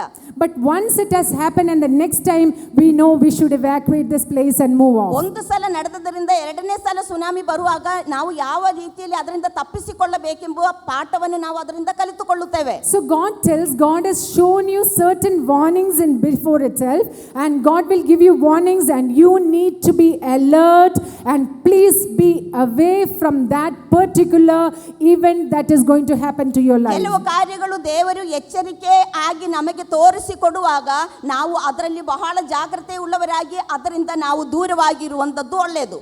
And I know this church is full of full of spirit with many groups of ministries that has been happening over ವಿವಿಧ here. ರೀತಿಯಲ್ಲಿ ಇರುವ ಸೇವೆ ನಡೆಯುವಂತ ಆತ್ಮಭರಿತರಾಗಿರುವ ಸೇವಕರಿರುವಂತ ಒಂದು ಸಭೆ ಇದು ಎಂಬುದಾಗಿ ನನಗೆ ಗೊತ್ತುಂಟು. Chechi told me about LMT group, then GMT group, MMT group, so many groups she was talking to him about. ಚೇಚಿ ನನ್ನೊಟ್ಟಿಗೆ ಮಾತನಾಡುವಾಗ LMT ಗ್ರೂಪ್ ಬಗ್ಗೆ, PMT ಗ್ರೂಪ್ ಬಗ್ಗೆ, MMT ಗ್ರೂಪ್ ಬಗ್ಗೆ ಎಲ್ಲ ಅವರು ಮಾತಾಡ್ತಿದ್ರು. So you all are on a mission. ನೀವೆಲ್ಲರೂ ಒಂದೊಂದು ದೌತ್ಯದಲ್ಲಿದ್ದೀರಿ. So this is something related with the gospel. ಇದೆಲ್ಲ ಸುವಾರ್ತೆಗೆ ಸಂಬಂಧಪಟ್ಟದ್ದಾಗಿದೆ. But God tells me ದೇವರು ಹೀಗೆ ಹೇಳುತ್ತಾ ಇದ್ದಾನೆ, there are some passionate hearts over here to show the love of Christ for charity in this place. ಈ ಸ್ಥಳದಲ್ಲಿ ಕನಿಕರ ಇರುವಂತ ಹೃದಯದಿಂದ ಕೂಡಿರುವ ದೇವರ ಸೇವೆ ಮಾಡುವ ಅನೇಕರು ಇದ್ದಾರೆ ಎಂಬುದಾಗಿ ದೇವರ ಆತ್ಮನು ನನಗೆ ಹೇಳುತ್ತಾ ಇದ್ದನು. God tells me that Nikog Church should not lack the proper charity in the Karnataka state. ಮತ್ತೊಬ್ಬರಿಗೆ ಉಚಿತವಾಗಿ ಕೊಡುವುದಕ್ಕೆ ಮನಸ್ಸಿರುವ ಅನೇಕರು ಇರುವಂತ ಸ್ಥಳಕ್ಕೆ ಇದು ಯಾವ ಕೊರತೆ ಇಲ್ಲದವರಾಗಿದ್ದಾರೆ ಬೆಲ್ಗಾಂ ಚರ್ಚ್, ಈ ನಿಕೋಗ್ church ಎಂಬುದಾಗಿರುವುದು. So each leadership should find out who is capable for that and put them that into a department and anoint them for that particular ministry. ಯಾವ ಕಾರ್ಯಗಳಿಗೆ ಯಾರನ್ನು ಹಾಕಿದ್ರೆ ಅದು ಒಳ್ಳೆಯದಾಗುತ್ತದೆ ಎಂಬುದಾಗಿ ತಿಳಿದು ಅದದ್ದು ಸ್ಥಳಕ್ಕೆ, ಅದದ್ದು ಕೆಲಸಕ್ಕೆ, ಅದದ್ದು ಸೇವೆಗೆ ಒಬ್ಬೊಬ್ಬರನ್ನು ನೇಮಿಸಿದರೆ ಅದರಲ್ಲಿ ಅವರು ಒಳ್ಳೆ ರೀತಿಯಲ್ಲಿ ಪ್ರಯೋಜನವಾಗುತ್ತಾರೆ. Jesus talked to a big crowd. ಯೇಸು ಸ್ವಾಮಿ ದೊಡ್ಡ ಗುಂಪಿಗೆ ಮಾತನಾಡಿದ್ದಾನೆ. They lacked food. ಅವರಿಗೆ ಊಟ ಅಲ್ಲಿ ಸಿಗಲಿಲ್ಲ. We all know there was not a shop nearby. ಹತ್ತಿರ ಏನು ಯಾವ ಅಂಗಡಿಗಳು ಇರಲಿಲ್ಲ. But God brought a burden to Andrew, and he went and found out a small child who had food in his hand, and he brought it to Jesus. ಶಿಷ್ಯನಾಗಿರುವ ಅಂದ್ರೇನಿಗೆ ದೇವರು ಕೊಟ್ಟಿರುವ ಭಾರದಿಂದ ಆತನು ಹುಡುಕಿ ಒಬ್ಬ ಸಣ್ಣ ಬಾಲಕನು 2 ಮೀನು 5 ರೊಟ್ಟಿ ಇರುವಂತ ಬಾಲಕನನ್ನು ಕಂಡು ಹಿಡಿದು ಯೇಸು ಸ್ವಾಮಿ ಹತ್ರ ತೆಗೆದುಕೊಂಡು ಬರ್ತಾ ಇದ್ದಾನೆ. It is not Jesus' work to go find it. It is the disciples' burden to find out what needs to be done at the right timing. ಯೇಸು ಸ್ವಾಮಿ ಸ್ವತಃ ಬಂದು ಹುಡುಕಿ ಆ ಬಾಲಕನನ್ನು ಕಂಡು ಹಿಡಿಯಲಿಲ್ಲ, ಆದರೆ ಶಿಷ್ಯನಾಗಿರುವವರೇ ಹುಡುಕಿ ಯೇಸು ಸ್ವಾಮಿಯ ಹತ್ರ ಈ ಬಾಲಕನನ್ನು ಕರೆದುಕೊಂಡು ಹೋಗುತ್ತಾ ಇದ್ದಾನೆ. When we came over here, ನಾವು ಇಲ್ಲಿ ಬಂದಾಗ we had a I saw a very good Karnataka leadership team along with us. Karnataka leadership ನಲ್ಲಿರುವ ನೇತೃ ಸ್ಥಾನದಲ್ಲಿರುವ ಅನೇಕರನ್ನು ಸೇವಕರನ್ನು ನಾನು ಇಲ್ಲಿ ನೋಡಿದ್ದೆ. We were traveling all the way this 5 days. ಈ ಕಳೆದ 5 ದಿನಗಳಲ್ಲಿ ನಾವು ಬೇರೆ ಬೇರೆ ಸ್ಥಳಗಳಿಂದ ಪ್ರಯಾಣ ಮಾಡಿ ಬರ್ತಾ ಇದ್ದೀವಿ. Our team is so lovely over here. ನಮ್ಮ ಇಲ್ಲಿ ನೋಡಲ್ಪಟ್ಟಂತ ನಮ್ಮ ಟೀಮು ಬಹಳ ಉತ್ತಮರಾಗಿದ್ದಾರೆ. No one stands for a position. ನಮಗೆ ವಿರುದ್ಧವಾಗಿ ಒಬ್ಬರು ನಿಲ್ಲಲಿಕ್ಕೆ ಸಾಧ್ಯತೆ ಇಲ್ಲ. So the leaders, if they are like that, the audience or the people, those who are with the leaders, they will also have that same passionate heart being flown on to the people. ನಾಯಕರಲ್ಲಿ ಒಳ್ಳೆ ರೀತಿಯಲ್ಲಿ ಆಸಕ್ತಿ ಮತ್ತು ಒಳ್ಳೆ ಸ್ವಭಾವ, ಒಳ್ಳೆ ನಡತೆ ಇರುವುದಾದ್ರೆ ಅದನ್ನು ನೋಡಿ ಉಳಿದವರಲ್ಲಿ ಕೂಡ ಅದು ಆಟೋಮೆಟಿಕ್ ಆಗಿ ಬಂದು ಬಿಡುತ್ತದೆ. And Chechi, who is translating for me, ನನಗೆ ಭಾಷಾಂತರ ಪಡಿಸುವಂತ ಚೇಚಿ, she is our Indian, that means national Nikog Indian vice president for women. National vice president ಆಗಿದ್ದಾರೆ ಅವರು. Why it's not so strong? Because we always don't speak about ourselves to others. ನಾವು ನಮ್ಮ ಕುರಿತಾಗಿ ಹೆಚ್ಚಾಗಿ ಮಾತಾಡುವುದಿಲ್ಲ. I don't know how you take her. ಯಾವ ರೀತಿಯಲ್ಲಿ ನೀವು ತಗೊಳ್ತೀರಿ ನನಗೆ ಗೊತ್ತಿಲ್ಲ. But she is my leader. ಅವರು ನನಗೆ ಲೀಡರ್ ಆಗಿದ್ದಾರೆ. Yeah, so I'm really happy about Chechi and the work that they are doing over here. ಅವರನ್ನು ಕುರಿತಾಗಿ ನನಗೆ ಮಹಿಮೆ ಇದೆ. Strong. वो क्या यहाँ पे करते हैं ना, बहुत बढ़िया काम करते हैं. Because I came to know that you all know Hindi. ನನಗೆ ಗೊತ್ತಾಯಿತು ನಿಮ್ಮೆಲ್ಲರಿಗೂ ಹಿಂದಿ ಗೊತ್ತಿದೆ ಎಂಬುದಾಗಿ. So I would like to speak about a woman who is an obeying woman in the word of God. ದೇವರ ವಚನದಲ್ಲಿ ಒಳ್ಳೆ ಪ್ರಾರ್ಥನಾ ಜೀವಿತ ಇರುವ ಒಬ್ಬ ಹೆಣ್ಮಗಳ ಕುರಿತಾಗಿ ನಾನು ಮಾತನಾಡಲಿಕ್ಕೆ ಹೋಗ್ತಾ Here I ಇದ್ದೇನೆ. know both the congregation is there. ಇಲ್ಲಿ ಹೆಣ್ಮಕ್ಕಳು ಅಷ್ಟೇ ಅಲ್ಲ, ಇಬ್ಬರು ಗಂಡಸರು ಹೆಣ್ಮಕ್ಕಳು ಇಲ್ಲಿ ಕೂತಿದ್ದಾರೆ. It is not only for the women, it is for the whole congregation to receive it. ಇದು ನೀವು ಅಂಗೀಕಾರ ಮಾಡಬೇಕಾದದ್ದು ಬರೀ ಹೆಣ್ಮಕ್ಕಳಿಗೆ ಹೇಳುವಂತ ಒಂದು ದೇವರ ವಚನವಲ್ಲ, ಎಲ್ಲರಿಗೂ ಅಂಗೀಕಾರ ಮಾಡಲಿಕ್ಕೆ ಯೋಗ್ಯವಾಗಿರುವಂಥದ್ದು. Let me tell one word for our sisters. ನಮ್ಮ ಸಹೋದರರಿಗೆ ಮೊದಲನೇದಾಗಿ ನಾನೊಂದು ವಾಕ್ಯವನ್ನು ಹೇಳಲಿಕ್ಕೆ ಬಯಸ್ತಾ ಇದ್ದೇನೆ. Women are made as a helpmeet for the men. ಆ ಹೆಣ್ಮಕ್ಕಳು ಉಂಟು ಮಾಡಲ್ಪಟ್ಟದ್ದು ವಿಶೇಷವಾಗಿ ಗಂಡು ಮಕ್ಕಳಿಗಾಗಿ. When I got married, ನಾನು ಮದುವೆ ಆದಾಗ I was always asking God, ನಾನು ಯಾವಾಗಲೂ ದೇವರ ಹತ್ರ ಹೀಗೆ ಕೇಳಿಕೊಳ್ಳುತ್ತಾ ಇದ್ದೆ, I have to obey everything my husband says. ಯಾವುದು ನನ್ನ ಯಜಮಾನರು ಏನು ಹೇಳ್ತಾ ಇದ್ದಾರೋ ಅದೆಲ್ಲವನ್ನು ನಾನು ಅನುಸರಿಸಬೇಕಾ? And I am coming from a very traditional place called Kerala. ಬಹಳ ಸಾಂಪ್ರದಾಯಿಕವಾಗಿ ಎಲ್ಲ ಕಾರ್ಯಗಳನ್ನು ಆಚರಣೆ ಮಾಡುವಂತ ಒಂದು ಕುಟುಂಬದಲ್ಲಿ ನಾನು ಹುಟ್ಟಿ ಬೆಳೆದವಳು. Where the culture is women should be under men. ಅಲ್ಲಿ ಸಂಸ್ಕೃತಿ ಹೇಗೆಂದ್ರೆ ಎಲ್ಲ ಹೆಣ್ಣು ಮಕ್ಕಳಾಗಿ ಹುಟ್ಟಿದರೆ ಗಂಡು ಮಕ್ಕಳಿಗೆ ಅದರ ತಂದೆಗೆ ಅಲ್ಲದ್ರ ಯಜಮಾನರಿಗೆ ಅಧೀನರಾಗಿರಬೇಕೆಂಬ ಸಂಸ್ಕೃತಿ ಅಲ್ಲಿ ಕೇರಳದಲ್ಲಿದೆ. So I asked, how will the men understand certain things of this world? ಈ ಲೋಕದಲ್ಲಿರುವ ಹೆಣ್ಮಕ್ಕಳ ಮಧ್ಯದಲ್ಲಿರುವ ಕೆಲವು ಕಾರ್ಯಗಳು ಇವರು ಹೇಗೆ ಅರ್ಥ ಮಾಡಿಕೊಳ್ಳುತ್ತಾರೆ? So if I speak, my husband will not take. I started asking the Lord. ನಾನು ಏನಾದರೂ ಹೇಳಿದರೆ ಅದು ಅದರ ಹಾಗೆ ಅವರು ಅರ್ಥ ಮಾಡಿಕೊಳ್ಳುವುದಿಲ್ಲ ಎಂಬುದಾಗಿ ನಾನು ಕೇಳಿಕೊಳ್ಳುತ್ತಾ ಇದ್ದೆ. So one day I was fasting and praying for this particular matter. ಈ ಒಂದು ವಿಷಯಕ್ಕಾಗಿ ಅಷ್ಟೇ ನಾನು ಒಂದು ದಿನ ಉಪವಾಸ ತೆಗೆದುಕೊಂಡು ಪ್ರಾರ್ಥನೆ ಮಾಡುತ್ತಿದ್ದೆ. Then God told me this verse from Genesis chapter 2 verses 18. ಆದಿಕಾಂಡ ಪುಸ್ತಕ 2ನೇ ಅಧ್ಯಾಯ ಅದರ 18ನೇ ವಚನದಿಂದ ದೇವರ ಅವತ್ತು ನನ್ನೊಟ್ಟಿಗೆ ಮಾತನಾಡಿದನು. It is not good for man to be alone. ಮನುಷ್ಯನು ಒಬ್ಬಂಟಿಗನಾಗಿ ಇರುವುದು ಒಳ್ಳೆಯದಲ್ಲ. I will make him helpmeet fit for him. ಮತ್ತು ಯೆಹೋವನು ಮನುಷ್ಯನು ಒಬ್ಬಂಟಿಗನಾಗಿರುವುದು ಒಳ್ಳೆಯದಲ್ಲ, ಅವನಿಗೆ ಸರಿ ಬೀಳುವ ಸಹಕಾರಿಯನ್ನು ನಾನು ಉಂಟು ಮಾಡುವನು ಅಂದನು. When I heard that word, ಆ ವಚನವನ್ನು ನಾನು ಓದಿದಾಗ I surrendered to my Lord in my attitude. ನನ್ನ ಆ ಆಟಿಟ್ಯೂಡ್ ಅನ್ನು ದೇವರ ಸನ್ನಿಧಾನದಲ್ಲಿ ಸಂಪೂರ್ಣವಾಗಿ ಅರ್ಪಿಸಿದೆ. Whether he scolds me, ಅವನು ನನ್ನೊಟ್ಟಿಗೆ ಕೋಪಗೊಂಡಾಗಲೂ, whether he tells anything harsh on me, ನನಗೆ ಬಹಳ ಕಠಿಣವಾಗಿ ನನ್ನ ಜೊತೆ ಮಾತಾಡುವುದಾದ್ರೆ, I always receive it with positiveness, saying that this is the voice of God speaking to me. ಅವರು ಏನು ಹೇಳಿದ್ರು ಅದು ಪಾಸಿಟಿವ್ ಆಗಿಯೇ ತೆಗೆದುಕೊಂಡು ನಾನು ಅದಕ್ಕೆ ತಕ್ಕ ಹಾಗೆ ವರ್ತಿಸ್ತಾ ಇದ್ದೆ. Because of that, till today, we both are in real good terms and we have never separated ourselves in any matters. ಆ ಕಾರಣದಿಂದ ಇದುವರೆಗೂ ನಮ್ಮ ಇಬ್ಬರ ಮಧ್ಯದಲ್ಲಿ ಏನು ಸಮಸ್ಯೆ ಇಲ್ಲದೆ ಹೊಂದಿಕೊಂಡು ಹೋಗಲಿಕ್ಕೆ ನನಗೆ ಬಹಳ ಒಳ್ಳೆ ರೀತಿಯಲ್ಲಿ ಆಗುತ್ತಿತ್ತು. So I would like to give an advice to all our sisters of a year. ಎಲ್ಲ ಸಹೋದರರಿಗೆ ನಾನು ಒಂದು ಸಲಹೆಯನ್ನು ಕೊಡಲಿಕ್ಕೆ ಬಯಸುತ್ತಾ ಇರುವುದು ಏನೆಂಬುದಾಗಿ ಹೇಳಿದ್ರೆ, you should always understand you are the right partner for your husband. ನಿಮ್ಮ ಯಜಮಾನರಿಗೆ ಗಂಡಂದರಿಗೆ ನೀವು ಸರಿ ಬೀಳುವಂತ ಸಹಕಾರಿಗಳಾಗಿದ್ದೀರಿ. And then God is going to use you mightily for his service. ಈ ದೇವರ ಸೇವೆಗಾಗಿ ನಿಮ್ಮ ಒಬ್ಬೊಬ್ಬರನ್ನು ದೇವರು ಶಕ್ತಿಯಾಗಿ ಉಪಯೋಗಿಸಿಕೊಳ್ಳುತ್ತಾರೆ. But you should be really wise in every situation the talks come to you. ಯಾವ ಸಾಹಚರ್ಯದಿಂದ ದೇವರು ದಾಟಿಸುವಾಗಲೂ ಅದರಲ್ಲಿ ನೀವು ಬಹಳ ಜ್ಞಾನಿಗಳಾಗಿರಬೇಕು. So Deborah was such a lady. ದೆಬೋರಳು ದೇವರ ವಚನದಲ್ಲಿ ನೋಡುವಂತ ದೆಬೋರಳು ಆ ರೀತಿಯಲ್ಲಿರುವ ಒಬ್ಬ ಹೆಣ್ಮಗಳಾಗಿದ್ದಳು. She loved God. ಅವಳು ದೇವರನ್ನು ಪ್ರೀತಿ ಮಾಡುತ್ತಿದ್ದಳು. She was an obeying lady. ಅವಳು ದೇವರನ್ನು ಅನುಸರಿಸುವಂತ ವಿಧೇಯ ಪಡುವ ಒಬ್ಬ ಹೆಣ್ಮಗಳಾಗಿದ್ದಳು. She was a prophetess. ಅವಳು ಪ್ರವಾದನಿಯಾಗಿದ್ದಳು. She was a judge.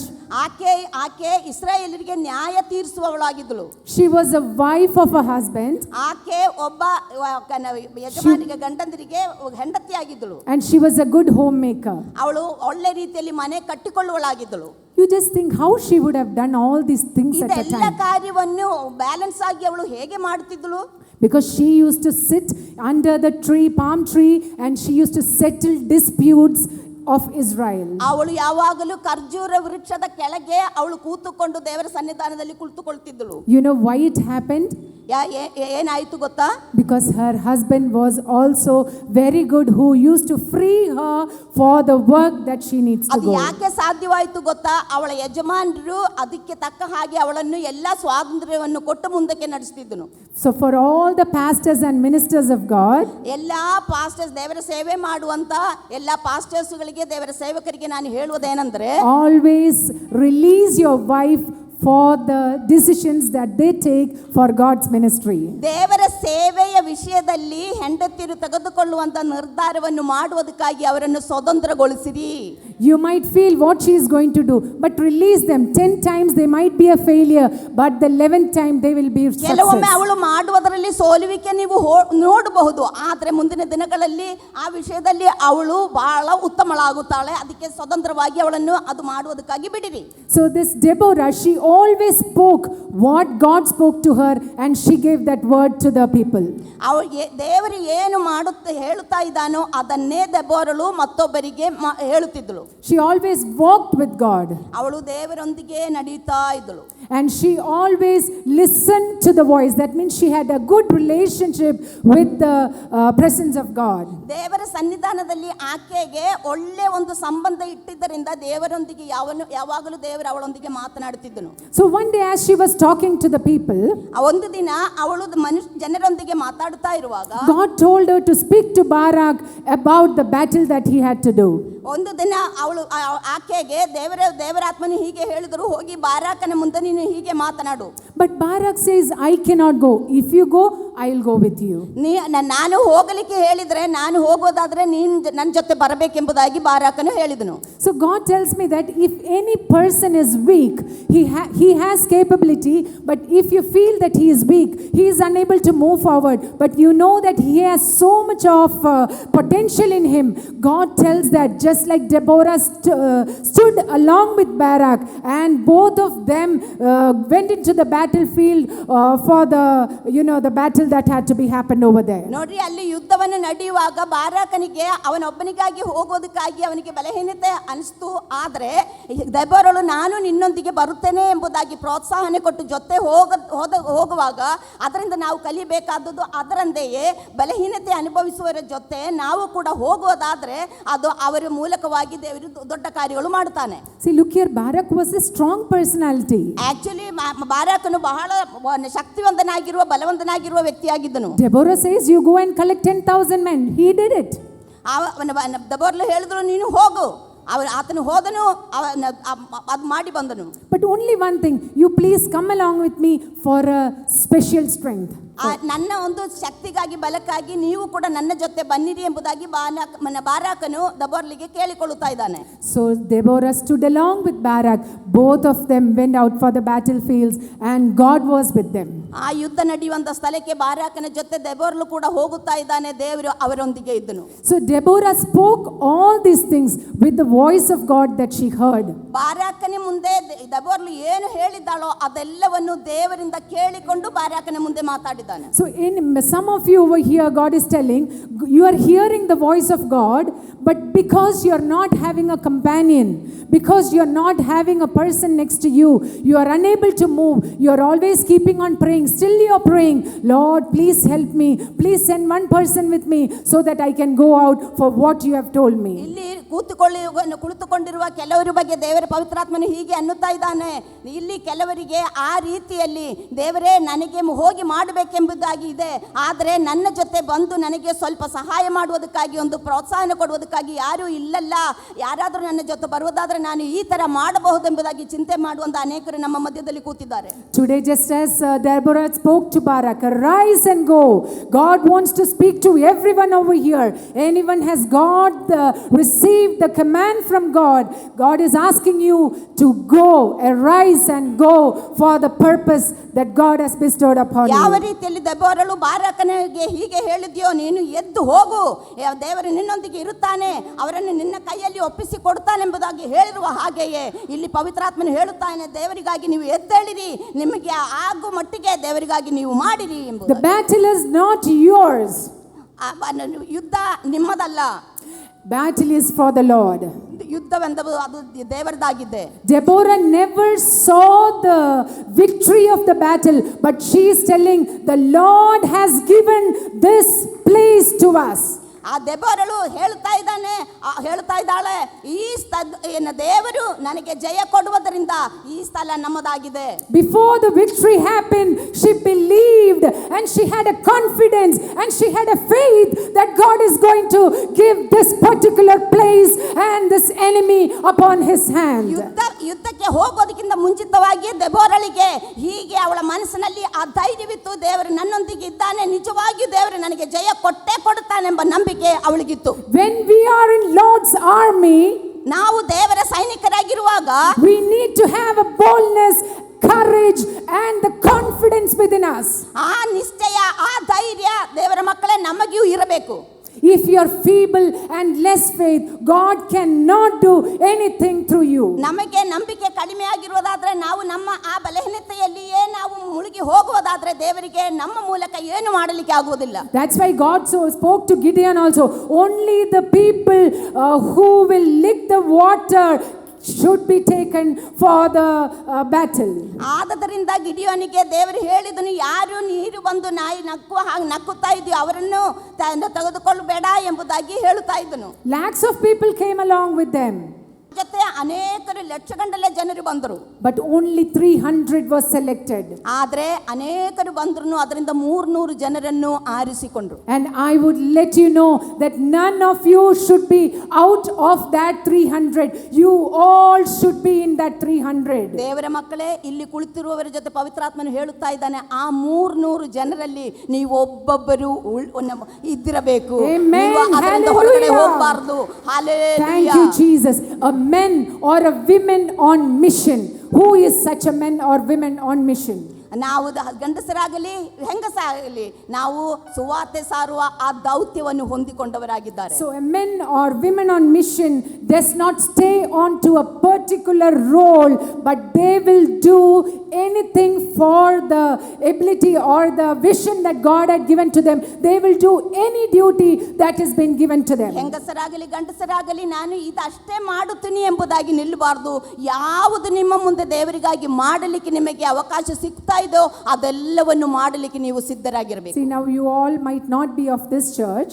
ನೀವು ನಾನು ನಂಬುತ್ತಾ ಇದ್ದೇನೆ, ನೀವು ಎಲ್ಲರೂ ಇದೇ ಸಭೆ ಸದಸ್ಯರಾಗಿರುವುದಿಲ್ಲ. ಒಂದು ವೇಳೆ you are coming, your congregation, your pastor is Mullaji.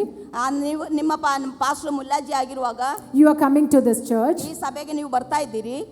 What will you think first? I should get the right place. I should get one chair here. So I am, coming fast to get a chair over here because I am a believer of this church. ನೀವು ಈ ಸಭೆ believer ಆಗಿ ವಿಶ್ವಾಸಿ ಆಗಿರುವಾಗ ಎಲ್ಲಿ ನನಗೆ ಒಂದು ಕುರ್ಚಿ ಸಿಗುತ್ತದೆ ಎಂಬುದಾಗಿ ನೀವು ನೋಡ್ತೀರಿ. But have you ever noticed a new person coming in who is standing at back? She has not got or he has not got a chair. So what should be your heart speaking of? ನೀವು ಓಡಿ ಬಂದು ನಿಮ್ಮ ಕುರ್ಚಿಯನ್ನು ನೋಡುವಾಗ ಇನ್ನು ಹಿಂದೆ ಹೊಸದಾಗಿ ಬರುವವರು ಕುರ್ಚಿ ಸಿಗದೆ ಹಿಂದೆ ನಿಲ್ಲುವುದಾದರೆ ನಿಮ್ಮ ಹೃದಯದಲ್ಲಿ ನಿಮ್ಮ ಆ ಒಂದು ಆಟಿಟ್ಯೂಡ್ ಏನಾಗಿರಬೇಕು? You should get up, go back, see whether any of the newcomers are standing, ask them to sit in the chair that you have got. Maybe you might have to stand there for a longer time, but try to do that is a person on mission. ನೀವು ಕುಳಿತಿರುವ ಸ್ಥಳದಿಂದ ಹಿಂದೆ ತಿರುಗಿ ನೋಡಿ ಹೊಸದಾಗಿ ಬಂದಿರುವವರಿಗೆ ಕುರ್ಚಿ ಸಿಗದೆ ಹೋದರೆ ನೀವು ಎಲ್ಲಿ ಕುಳಿತಿದ್ದೀರೋ ಅಲ್ಲಿ ಕರ್ಕೊಂಡು ಬಂದು ಕುಂಡ್ರಿಸಿ, ನೀವು ಒಂದು ವೇಳೆ ನಿಮಗೆ ಇಡೀ ಆ ಸರ್ವಿಸ್ನಲ್ಲಿ ನೀವು ನಿಲ್ಲಬೇಕಾಗಿರೋದನ್ನು ಆ ನಿಲ್ಲುವುದಕ್ಕೆ ರೆಡಿಯಾಗಿ ನೀವು ಆ ಥರ ಸೇವೆ ಮಾಡುವುದಕ್ಕೆ ನೀವು ಸಿದ್ಧರಾಗಿರಬೇಕು. So find out what is lacking here or what should be done through you. That is a person who is really called out for mission. ದೇವರ ದೌತ್ಯಕ್ಕಾಗಿ ದೇವರ ಆರಿಸಿಕೊಳ್ಳುವಂಥದ್ದು ಆ ರೀತಿಯಲ್ಲಿ ನಿಜವಾಗಿ ನನ್ನಿಂದ ಇಲ್ಲಿ ಏನು ಮಾಡಬಹುದು ಎಂಬುದಾಗಿ ಸ್ವಯವಾಗಿ ಚಿಂತೆ ಮಾಡಿ ಆ ದೌತ್ಯಕ್ಕಾಗಿ ನಿಮ್ಮನ್ನೇ ಒಪ್ಪಿಸಿಕೊಳ್ಳುವವರನ್ನು ದೇವರು I know here there is nothing to do because it's so clean, it is near to the highway. I am looking at this window panes, it's so clean over here. ಮತ್ತು ನಾನು ನೋಡುವಾಗ ಹೆಚ್ಚು ಏನು ಇಲ್ಲಿ ಕೆಲಸ ಮಾಡಲಿಕ್ಕಿಲ್ಲ, ಕಾರಣ ರೋಡ್ ಸೈಡ್ನಲ್ಲಿ ಇದೆ, ಆದರೂ ಸಹ ಎಲ್ಲ ವಿಂಡೋ ಪ್ಯಾನಲ್ ಎಲ್ಲ ಬಹಳ ಸ್ವಚ್ಛವಾಗಿ ನಾನು ನೋಡ್ತಾ ಇದ್ದೇನೆ. Even one one spider web is not there. See, it's so high, but even one spider web is not there. ಇಲ್ಲಿ ನೋಡಿ, ಇದು ಬಹಳ ಹೈಟ್ ಇದ್ರೂ ಸಹ ಅಲ್ಲಿ ಯಾವುದು ಸ್ಪೈಡರ್ದು ಯಾವುದು ವೆಬ್ ನೋಡ್ಲಿಕ್ಕೆ ಆಗ್ತಾ ಇಲ್ಲ. So I was really appreciating the person who is doing this, this spider web cleaning and all. ಇದೆಲ್ಲವನ್ನು ಸ್ವಚ್ಛ ಮಾಡುವವರನ್ನು ನೋಡಿ ನಾನು ನಿಜವಾಗಿಯೂ ನನಗೆ ಬಹಳ ಹೆಮ್ಮೆ ಉಂಟು. But one thing I found out, ಆದರೆ ನಾನು ಒಂದು ಕಾರ್ಯ ನೋಡಿದ್ದೇನೆ. I was just looking underneath this stage. ನಾನು ಈ ಸ್ಟೇಜ್ ಕೆಳಗೆ ನಾನು ನೋಡುವಾಗ There was something that I saw that I should have done if it was little more time before. ನನ್ನ ಮುಂದೆ ಇನ್ನು ಸ್ವಲ್ಪ ಸಮಯ ಸಿಕ್ಕಿದ್ರೆ ಈ ಮೀಟಿಂಗ್ ಆಗೋದಕ್ಕಿಂತ ಮುಂಚೆ ಒಂದು ಕಾರ್ಯ ನಾನು ಮಾಡುತ್ತಿದ್ದೆ. Why did I say this? ಈ ಕಾರ್ಯ ನಾನು ಯಾಕೆ ಹೇಳಿದ್ದು ಗೊತ್ತಾ? Can you start thinking like that for the mission fields that God has called you? ದೇವರ ಸೇವೆಗಾಗಿ ದೌತ್ಯಕ್ಕಾಗಿ ಕರೆದಿರುವ ನೀವು ಈ ರೀತಿಯಾಗಿ ಚಿಂತೆ ಮಾಡಬೇಕು. It might not be a cleaning part. ಅದು ಒಂದು ವೇಳೆ ಸ್ವಚ್ಛ ಮಾಡುವುದಕ್ಕಾಗಿ ಆಗಿರೋದಿಲ್ಲ. Sometimes one person has come for prayer. ಪ್ರಾರ್ಥನೆಗಾಗಿ ಒಬ್ಬರು ಬಂದಿರ್ತಾರೆ. Sometimes one person doesn't have a vehicle to go. ಕೆಲವರಿಗೆ ಹೋಗೋದಕ್ಕಾಗಿ ವಾಹನ ಇರುವುದಿಲ್ಲ. Can you drop them? ಅವರನ್ನು ಡ್ರಾಪ್ ಮಾಡುವುದಕ್ಕಾಗಿ ನೀವು ಮನಸ್ಸು ಮಾಡ್ತೀರಾ? Suddenly what we will think? ಪಕ್ಕನೆ ನಾವು ಏನು ಚಿಂತೆ ಮಾಡ್ತೀರಿ? I just had 500 rupees with me. I filled the gas today only. If I drop them, they are so far. Then I don't have money. So today let me not do. I'll not even go near to them. I'll go through the other way and I'll just escape. ಇದ್ದಂದ 500 ರೂಪಾಯಿಗೆ ನಾನು ಇದು petrol ಹಾಕಿ ಬಂದಿದ್ದೀನಿ ಮತ್ತು ಇವರನ್ನು drop ಮಾಡೋಕೆ ಅಷ್ಟು ದೂರ ಹೋಗಿ ಬರುವಾಗ ಮತ್ತು ಅದು ಹೋಗುತ್ತದೆ. ಅದರಿಂದ ಈ ಸೈಡಿಂದ ಹೋಗಿ ಬಿಡೋಣ ಅಂತ ಹೇಳಿ ಈ ಸಾರಿ ಸರಿದು ಹೋಗುತ್ತೀರಿ ಅಲ್ವಾ? I know this Karnataka, this city church doesn't do that. ನಾನು ನಂಬುತ್ತಾ ಇದ್ದೇನೆ ಈ ಬೆಲ್ಗಾಮನಲ್ಲಿರುವ ಈ ಸಿಟಿದಲ್ಲಿರುವವರು ಆ ಥರ ಮಾಡುವುದಿಲ್ಲ ಎಂಬುದಾಗಿ. But I want you all to have that mission mind into you. ಆ ಒಂದು ಮಿಷನ್ ಮೈಂಡ್, ಆ ದೌತ್ಯ ದೇವರು ನಮ್ಮ ಮೇಲೆ ಒಪ್ಪಿಸಿರುವ ಆ ದೌತ್ಯದ ಬಗ್ಗೆ ಪಾರ ಇರುವವರಾಗಿರಬೇಕು. What you have, you need to do. ನಾವು ಏನು ಮಾಡಬೇಕಾಗಿದೆಯೋ ಅದು ನಾವೇ ಮಾಡಬೇಕು. What you don't have, I'm not telling you to do. ನಿಮ್ಮಲ್ಲಿ ಏನಿಲ್ಲ ಅದು ಮಾಡಲಿಕ್ಕೆ ಹೇಳುತ್ತಾ ಇಲ್ಲ. How many can take a decision and go from here that if I see something lacking in my place, I will surely do it for the kingdom of God? ನೀವು ಹೋಗುವ ಎಷ್ಟು ಜನರಿಗೆ ಹೇಳಲಿಕ್ಕೆ ಆಗ್ತದೆ, ಇನ್ನು ಮುಂದೆ ಇಲ್ಲಿ ನೋಡುವಾಗ ಏನಾದರೂ ಕೊರತೆ ನೋಡುವುದಾದ್ರೆ ಅದು ನಾನು ಮಾಡುತ್ತೇನೆ ಎಂಬುದಾಗಿರುವ ನಿರ್ಧಾರ ನಾನು ತೆಗೆದುಕೊಳ್ಳುತ್ತೇನೆ ಎಂಬುದಾಗಿ ಎಷ್ಟು ಜನರಿಗೆ ಹೇಳ್ಬೋದು? Can I see your hands? Who all will be doing? Amen. So this is more than enough for my Lord, because the willingness of your heart is what God wants from you. ನೀವು ಈಗ ಮನಸ್ಸು ಮಾಡಿದ್ದಷ್ಟೇ ದೇವರಿಗೆ ನಿಮ್ಮನ್ನು ಉಪಯೋಗಿಸಿಕೊಳ್ಳಲಿಕ್ಕೆ ಎಷ್ಟೋ ಅದು ಸಾಕು. And God is also telling me about another woman who was really wise in her family. ಮತ್ತು ದೇವರು ಹೇಳ್ತಾ ಇದ್ದಾನೆ ಅವರವರ ಕುಟುಂಬದಲ್ಲಿ ಬಹಳ ಜ್ಞಾನಿಯಾಗಿರುವ ಹೆಣ್ಮಕ್ಕಳ ಕುರಿತಾಗಿಯೂ ಗಂಡಸರ ಕುರಿತಾಗಿಯೂ. Many of you might be saying, ಕೆಲವರು ನೀವು ಹೀಗೆ ಹೇಳಬಹುದು, my husband is not good, ನನ್ನ ಯಜಮಾನರು ಚೆನ್ನಾಗಿಲ್ಲ, my wife is not good, ನನ್ನ ಹೆಂಡತಿ ಒಳ್ಳೆಯವಳಲ್ಲ, my parents are not good, ನನ್ನ ತಂದೆ ತಾಯಿಗಳು ಒಳ್ಳೆಯವರಲ್ಲ, they don't allow me to do anything in my life. ನನ್ನ ಸ್ವಂತವಾಗಿ ಏನು ಮಾಡ್ಲಿಕ್ಕೆ ಅವರು ಅನುಮತಿ ಕೊಡುವುದಿಲ್ಲ.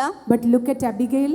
ಆದ್ರೆ ಅಬಿಗೈಲನ್ನು ನೋಡ್ರಿ, she is such a wise girl. ಬಹಳ ಜ್ಞಾನವಂತಳು. She is also a wife of wealthy scoundrel. ಬಹಳ ಸಂಪನ್ನನಾಗಿರುವ ಒಬ್ಬ ವ್ಯಕ್ತಿಯ ಹೆಂಡತಿಯಾಗಿದ್ದಳು ಅಬಿಗೈಲಳು. So how she mixed that for the service of God? ಅವಳು ಯಾವ ರೀತಿಯಲ್ಲಿ ತನ್ನನ್ನೇ ದೇವರ ಸೇವೆಗಾಗಿ ಅವಳು ಒಪ್ಪಿಸಿದಳು? She mixed her wisdom, ಅವಳು ಆಕೆಗೆ ಕೊಟ್ಟಿರುವ ಜ್ಞಾನವನ್ನು ಉಪಯೋಗಿಸಿಕೊಂಡ್ಳು, and the wealth of her husband, ತನ್ನ ಯಜಮಾನರಿಗೆ ಕೊಟ್ಟಿರುವ ಸಂಪತ್ತನ್ನು ಉಪಯೋಗಿಸಿಕೊಂಡ್ಳು, to save from a destruction of her family. ತನ್ನ ಕುಟುಂಬದ ನಾಶನದಿಂದ ಅವರನ್ನು ತಪ್ಪಿಸಿಕೊಳ್ಳುವುದಕ್ಕಾಗಿ ಆಕೆ ಬುದ್ಧಿವಂತಿಕೆಯಾಗಿ ಕಾರ್ಯಗಳನ್ನು ಮಾಡಿದಳು. But what we will say, my husband is against it, I cannot take the money from him, so I cannot come to that place, I don't know how to come, you please come and take me. Like that we have so many excuses to say in our life. ನಮಗೆ ನನ್ನ ಯಜಮಾನರು ನನಗೆ ಹಣ ಕೊಡುವುದಿಲ್ಲ, ನನಗೆ ಒಬ್ಬಳಾಗಿ ಹೋಗಲಿಕ್ಕೆ ಆಗುವುದಿಲ್ಲ, ಈ ರೀತಿಯಾಗಿ ಅನೇಕ ನೆವಗಳನ್ನು ನಾವು ಹೇಳುವವರಾಗಿರುತ್ತೇವೆ. See, Nabal is such a bad man. ಆದರೆ ನಿಜವಾಗಿ ನೀವು ನೋಡ್ರಿ, ನಾಬಾಲ್ನು ಬಹಳ ಒಳ್ಳೆ ಮನುಷ್ಯನಾಗಿರಲಿಲ್ಲ. And this lady, she made 200 loaves of food, wine, and it is not a small thing that she could do by it herself. She had a whole team. Without her knowledge of her husband, she could do all these things for the glory of God. ದೇವರ ನಾಮ ಮಹಿಮೆಗಾಗಿ ತನ್ನ ಯಜಮಾನನ ಅರಿವು ಇಲ್ಲದೆ ಆ 200ಕ್ಕಿಂತ ಹೆಚ್ಚಾಗಿ ರೊಟ್ಟಿ ಮತ್ತು ದ್ರಾಕ್ಷಾರಸವನ್ನು ತೆಗೆದುಕೊಂಡು ಆಕೆ ಸ್ಥಳಕ್ಕೆ ಹೊರಟು ಹೋದಳು. You can change the atmosphere of your family if you use your wisdom that God has given you. ದೇವರು ನಮಗೆ ಕೊಟ್ಟಿರುವ ಜ್ಞಾನವನ್ನು ಒಳ್ಳೆ ರೀತಿಯಲ್ಲಿ ನಮ್ಮ ಕುಟುಂಬಕ್ಕಾಗಿ ಉಪಯೋಗಿಸುವುದಾದರೆ ನೋಡ್ರಿ ಅಲ್ಲಿ ಬದಲಾವಣೆ ಬರುವಂತದ್ದು. You know what happened later? She came and told all these things. She did not punish her husband for what he did, but she was so loving to her husband because she has a job of a wife to her husband. She was again loving her husband, and she came and spoke all these things to her husband. That time his heart stopped. That's what we read in the Bible. ದೇವರ ವಚನದಲ್ಲಿ ನಾವು ಹೀಗೆ ಓದುತ್ತಾ ಇದ್ದೇವೆ, ನಾಬಾಲನ ಹತ್ರ ಅಬಿಗೈಲು ಇದೆಲ್ಲ ಮಾಡಿ ಬಂದ ಮೇಲೆ ಆಕೆ ಮತ್ತು ಅವನಿಗೆ ಅವನ ಮೇಲೆ ಸಿಟ್ಟುಗೊಳ್ಳದೆ ಬಹಳ ಪ್ರೀತಿಯಿಂದ ಏನನ್ನೆಲ್ಲ ನಡೆದಿದೆಯೋ ಅದೆಲ್ಲವನ್ನು ವಿವರಿಸಿ ಹೇಳುತ್ತಾ ಇದ್ದಾಳೆ. If your husband or wife is a block or barrier for any work of God that you need to do, you don't stay back.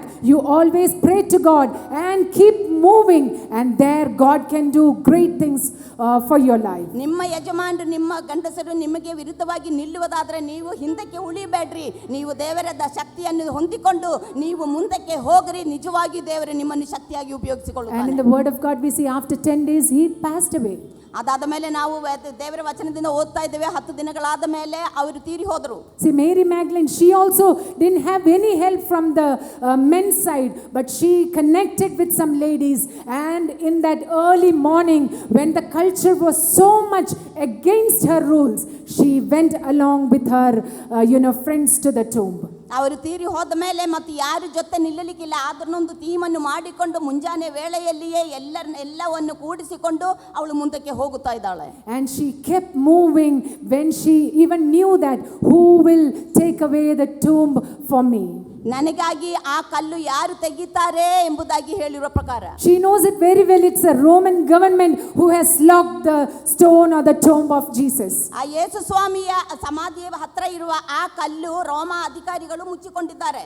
But she had a faith in her, the purpose that she had in her heart. She kept moving out along with the friends that she had in her life. ಮರಿಯಳ ಜೊತೆ ಇದ್ದಂತ ಸಹೋದರನ್ನು ಒಟ್ಟುಗೂಡಿಸಿಕೊಂಡು ಆ passion ಇರುವುದರಿಂದ ಆಕೆ ಮುಂದೆ ಹೋಗಿ ಆ ಕಲ್ಲಿನ ಹತ್ರ ಹೋಗುತ್ತಾ ಇದ್ದಾಳೆ. So if your heart is willing, God is telling, God will make a way for you to move ahead in your life. ನಿಮಗೆ ಮನಸ್ಸಿರುವುದಾದರೆ ನಿಜವಾಗಿಯೂ ದೇವರು ನಿಮ್ಮ ಮೂಲಕವಾಗಿ ಆ ದೊಡ್ಡ ಕಾರ್ಯವನ್ನು ಮಾಡಿಯೇ ಮಾಡುತ್ತಾನೆ. So as pastor's wife, you all need to believe in yourself first. Pastor ಹೆಂಡತಿಯರಾಗಿರುವ ನೀವು ನಿಮ್ಮ ಕುರಿತಾಗಿ ನಿಮಗೆ ಒಂದು ನಂಬಿಕೆ ಇರಬೇಕು. Your abilities and skills are very much valuable. ನಿಮ್ಮ ಸಾಮರ್ಥ್ಯ ನಿಮಗೆ ಕೊಟ್ಟಿರುವಂತಹ ತಲಾಂತುಗಳು ಅದು ಬಹಳ ಮುಖ್ಯವಾಗಿದೆ. Don't say that I don't have any talents in me. ನನಗೆ ದೇವರು ಯಾವ ಸಾಮರ್ಥ್ಯ ತಲಾಂತುಗಳು ಕೊಟ್ಟಿಲ್ಲ ಎಂಬುದಾಗಿ ಹೇಳಬೇಡ್ರಿ. What God has given you, tell to Lord today, Jesus, this is what you have given me. I give upon you. I need your strength and I am there for you. ದೇವರ ಮುಂದೆ ನೀವು ಹೇಳಿರಿ, ದೇವರೇ ನೀನು ನನಗೆ ಕೊಟ್ಟದ್ದು ಇದು ನಿನಗೆ ನಾನು ಸಮರ್ಪಿಸ್ತಾ ಇದ್ದೇನೆ, ಅದು ನಿನ್ನ ನಾಮ ಮಹಿಮೆಗಾಗಿ ನನಗೆ ಉಪಯೋಗಿಸಿಕೊಳ್ಳಬೇಕೆಂಬುದಾಗಿ ಹೇಳಿರಿ. Hallelujah. Hallelujah. Praise the Lord. Praise the Lord. Are you all ready? ನೀವೆಲ್ಲರೂ ಸಿದ್ಧರಾಗಿದ್ದೀರಿ? Are you ready to arise? ನೀವು ಎದ್ದೇಳುವುದಕ್ಕಾಗಿ ಸಿದ್ಧರಾಗಿದ್ದೀರಾ? Are you ready to go? ನೀವು ಮುಂದೆ ಹೋಗೋದಕ್ಕಾಗಿ ಸಿದ್ಧರಾಗಿದ್ದೀರಾ? Not with leg strength, but with fullness of the Spirit. ನೀವು ಸಣ್ಣ ಬಲಹೀನತೆಯಿಂದ ಅಲ್ಲ, full ನಿಮ್ಮ ಎಲ್ಲಾ ಶಕ್ತಿಯನ್ನು ಹೊಂದಿಕೊಂಡು ಎದ್ದೇಳಿರಿ. Let's all close our eyes. ನಾವು ನಮ್ಮ ಕಣ್ಣುಗಳನ್ನು ಮುಚ್ಚೋಣ. Thank you, Jesus. We all are going to pray together. ನಾವೆಲ್ಲರೂ ಒಟ್ಟಿಗೆ ಸೇರಿ ಪ್ರಾರ್ಥನೆ ಮಾಡಲಿಕ್ಕೆ ಹೋಗುತ್ತಾ Lord ಇದ್ದೇವೆ. Jesus, let your grace fall upon this place. ದೇವರೇ, ನಿನ್ನ ಕೃಪೆ ಈ ಸ್ಥಳದಲ್ಲಿ ಆವರಿಸಲಿ. You control this place, Lord. ದೇವರೇ, ಈ ಸ್ಥಳವನ್ನು ನಿನಗೆ ಬದಲಾಯಿಸಲಿಕ್ಕೆ ಆಗುತ್ತದೆ. Jesus, anyone burdened over here, ದೇವರೇ, ಇಲ್ಲಿ ಬಂದಿರುವ ಪ್ರತಿಯೊಬ್ಬರು saying that I would like to do certain things, but I am not capable for it. ನನಗೆ ಮಾಡಬೇಕೆಂಬುದಾಗಿ ಇದೆ, ಆದ್ರೆ ನನಗೆ ಮಾಡಲಿಕ್ಕೆ ಆಗುತ್ತಾ ಇಲ್ಲ ಎಂಬುದಾಗಿ ಅನಿಸುವವರು, The Lord who strengthened me, ದೇವರೇ ನನ್ನನ್ನು ಬಲಪಡಿಸು. that same Lord strengthen all the sisters and brothers sitting over here, Lord. ನನ್ನನ್ನು ಬಲಪಡಿಸಿರುವ ದೇವರು ಇಲ್ಲಿ ಕುಳಿತಿರುವ ಪ್ರತಿಯೊಬ್ಬರನ್ನು ಬಲಪಡಿಸುತ್ತಾನೆ ಎಂಬುದಾಗಿ ನಾನು ನಂಬುತ್ತೇನೆ. Grace them with your spirit, Father, Lord. ದೇವರೇ, ನಿನಗಾಗಿ ಮಕ್ಕಳನ್ನು ಉಪಯೋಗಿಸು. Let your favor fall upon them, Lord. ಎಲ್ಲರ ಮೇಲೆ ದೇವರೇ ಅಪ್ಪ ನಿನ್ನ ಕೃಪೆ ಇರಲಿ. Let them start listening to your voice, Father ದೇವರೇ Lord. ನಿನ್ನ ಧ್ವನಿಯನ್ನು ಕೇಳುವುದಕ್ಕಾಗಿ ಅವರ ಹೃದಯಗಳ ಕಿವಿಯನ್ನು ಸಿದ್ಧಪಡಿಸು. Let them not be listeners but doers for Christ ದೇವರೇ Jesus. ಕೇಳುವವರಾಗಿ ಅಷ್ಟೇ ಅಲ್ಲ ಮಾಡುವವರನ್ನಾಗಿ ಮಾರ್ಪಡಿಸು. Let them go and destroy the enemy that is against the ministry that comes to them. ದೇವರೇ ವೈರಿಯ ಶಕ್ತಿಯನ್ನೆಲ್ಲ ದೇವರೇ ಎದುರಿಸಿ ದೇವರೇ ನಿನ್ನ ನಾಮ ಮಹಿಮೆಗಾಗಿ ಅವರು ಶಕ್ತಿಯಾಗಿ ನಿಲ್ಲಲಿ. Help everyone to be alert in their mission fields, Lord. ದೇವರೇ ನಿನ್ನ ದೌತ್ಯಕ್ಕಾಗಿ ಎಲ್ಲರೂ ಶಕ್ತಿಯಾಗಿ ದಿನಗಳಲ್ಲಿ ನಿಲ್ಲುವುದಕ್ಕಾಗಿ ಹೇಳುವುದಕ್ಕಾಗಿ ಸಹಾಯ ಮಾಡು. Anyone over here who has come ದೇವರೇ ಬಂದಿರುವ ಪ್ರತಿಯೊಬ್ಬರನ್ನು saying that I need my Jesus. ಬಂದಿರುವವರು ದೇವರೇ ನನಗೆ ನಿನ್ನನ್ನು ಬೇಕಾಗಿದೆ ಎಂಬುದಾಗಿ ಹೇಳು. I would like to live for my Jesus. ನನಗೆ ದೇವರಿಗಾಗಿ ಯೇಸು ಸ್ವಾಮಿಗಾಗಿ ಜೀವಿಸಬೇಕು. Touch them, Lord. ದೇವರೇ ಅವರನ್ನು ದೇವರೇ ನೀನು ಮುಟ್ಟು ಸ್ವಾಮಿ. Anyone in their heart speaking out, ದೇವರೇ ಯಾರಾದರೂ ದೇವರೇ ಅವರ ಹೃದಯದಲ್ಲಿ ದೇವರೇ ನಿರುವುದಾದರೆ I am sick and I am unable to move ahead. ನಾನು ರೋಗಿಯಾಗಿದ್ದೇನೆ, ನನಗೆ ಮುಂದೆ ಹೋಗಲಿಕ್ಕೆ ಆಗುತ್ತಾ ಇಲ್ಲ ಎಂಬುದಾಗಿ ಅನಿಸೋದಾದರೆ Jesus, strengthen them. ದೇವರೇ ಅಂತವರನ್ನು ದೇವರೇ ನೀನು ಅವರನ್ನು ಬಲಪಡಿಸು. Let their desires be fulfilled these days in their life, Father. ದೇವರೇ ದಿನಗಳಲ್ಲಿ ಅವರ ಹೃದಯದಲ್ಲಿರುವ ಎಲ್ಲ ಬಯಕೆಯನ್ನು ದೇವರೇ ನೀನು ಪೂರೈಸು. We together pray for this church, Father. ದೇವರೇ ನಾವು ಒಟ್ಟಾಗಿ ಸೇರಿ ಸಭೆಗಾಗಿ ಪ್ರಾರ್ಥನೆ Let ಮಾಡುತ್ತಿದ್ದೇವೆ. this church increase in numbers, Father. ದೇವರೇ ಸಂಖ್ಯೆಯಲ್ಲಿ ದೇವರೇ ಅಪ್ಪ ದೇವರೇ ಈ ನಾವು ಸಭೆಯನ್ನು ದೇವರೇ ಹೆಚ್ಚಿಸಲಿ. Let this region multiply, Father Lord. ದೇವರೇ ಈ ಸ್ಥಳವನ್ನು ದೇವರೇ ಅಪ್ಪ ದೇವರೇ ಇನ್ನು ದೇವರೇ ಬೆಳೆಯಲಿ ಕರ್ತನೆ. Let the mission fields multiply, Lord. ದೇವರೇ ಸೇವೆ ಮಾಡುವಂತ ದೇವರೇ ಸ್ಥಳವಾದ ಆಶೀರ್ವಾದ ಮಾಡಿ ಹೆಚ್ಚಿಸು. Let the sisters and brothers move out to their mission fields in full of spirit. ದೇವರೇ ಅಪ್ಪ ಒಳ್ಳೆ ಪ್ರತಿಜ್ಞೆಯೊಂದಿಗೆ ದೇವರೇ ಎಲ್ಲ ಸಹೋದರರು ದೇವರ ಸೇವೆಗಾಗಿ ಹೊಲಕ್ಕೆ ಹೋಗಲಿ. Thank you, Jesus, for listening to our ದೇವರೇ prayers. ನಮ್ಮ ಪ್ರಾರ್ಥನೆ ಕೇಳಿದಕ್ಕಾಗಿ ವಂದನೆ. In Jesus' name we pray. Amen. ಯೇಸುವಿನ ನಾಮದಲ್ಲಿ ಬೇಡಿ ಹೊಂದಿದ್ದೇವೆ ನಮ್ಮ ತಂದೆ. Thank you, Pastor Mullaji and the team, for giving me this opportunity to stand in the midst of you all. Thank you. ನನಗೆ ಈ ಒಳ್ಳೆ ಸಮಯವನ್ನು ದಯಪಾಲಿಸಿದ್ದಕ್ಕಾಗಿ ಪಾಸ್ಟರ್ ಮುಲ್ಲಾಜಿ ನಿಮಗೆ ವಂದನೆ.